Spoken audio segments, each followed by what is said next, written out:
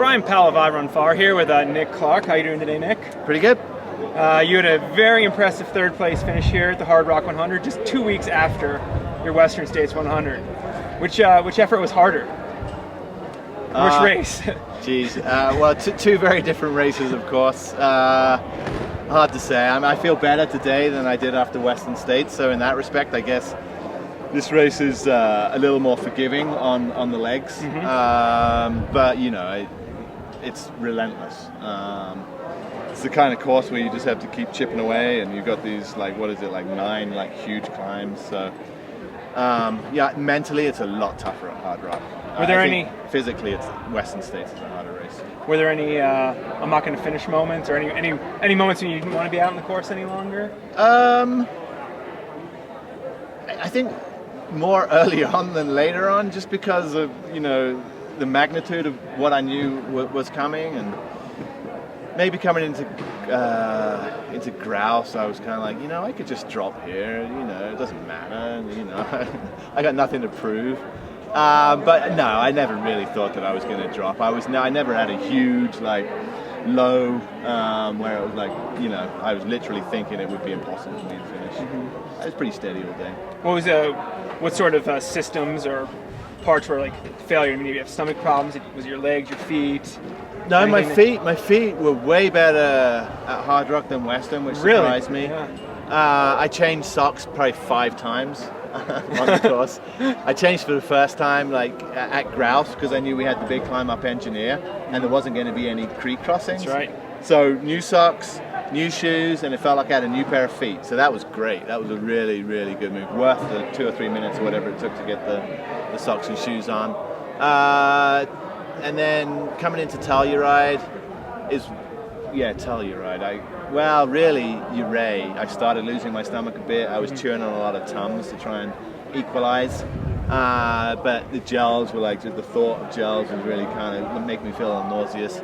And then Telluride, when I picked up Scott Jaime, my pacer, I think I had 2 gels from Telluride in. So you were just running off fat from then on in? No, well, I had some food? I had a bottle of water in one, bottle of Coke in the other. Oh. So it was Coke, yeah. I mean, obviously you don't move as fast, but at least it keeps you going. So that I could get down, and then at the aid stations I would get some solid stuff, because you're at a lower altitude, so you can get some food there. But really, just the heat and the altitude combined just destroyed my stomach. So, how about, amidst all the sort of rough parts, were there any patches where you felt better and you bounced back and you're just amazed at how you felt?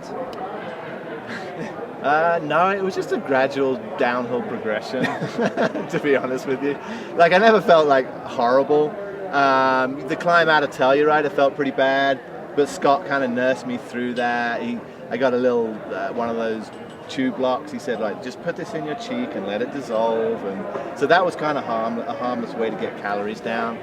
The last, probably 20 miles, my quads were destroyed. That's what you were fearing from the start, or from before the start, from Western.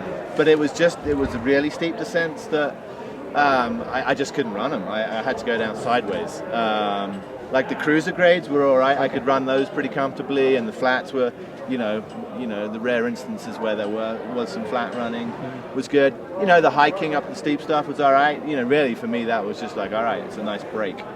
But yeah, it was the downs towards the end that I was fearing most. So with these 2 weeks, you had you ran so fast at Western, and then you knew you had to run a 31:05. That's right. At Hardrock. Andy, are you watching? We know you are, Andy. So you broke Andy Jones-Wilkins' Western Hardrock double by 3 hours and 22 minutes. But but that's pretty tough standard. Yeah, put it out there. So it's kind of a fun little goal for people who might be interested in taking a stab at it. It's next year. Tony was saying that there's 3 weeks between the 2 races. So maybe next year, if anybody's thinking about doing it, would be a good time to take a shot at it. Now, would that be you? No. I'll do one or the other next year. If I can get back into Hardrock, then I would like to do that. Coming from the other direction, I'm pretty sure that's quicker that way around. Yeah, it is. Just because the downs, you've got the cruiser downs off of Virginia, and then coming down Engineer. So, I'd like to run it the other way, see what I could do there on a fresh pair of pins. So you about 27:30ish, or what was your finishing time? I don't know exactly. No, yeah, I thought it was 27:40. Oh, 40. Okay. Yeah. So yeah. So what do you think you could, with fresh legs? No idea. Think you can shave some good time off that? I think I could have given Julian a race this year on a fresh pair of legs. But who knows? I mean, it's so many variables on this course. You lose your stomach, then you lose hours. You get lost, you can lose hours. Like Joe Grant, who got lost for like 3 6 hours. Yeah. So if you run it clean, you keep your stomach together. Your quads stay strong all day. I mean, I like to think I could run 24. Nice. But who knows? Yeah. I know it's only a day after your last 100, but you're looking forward to UTMB?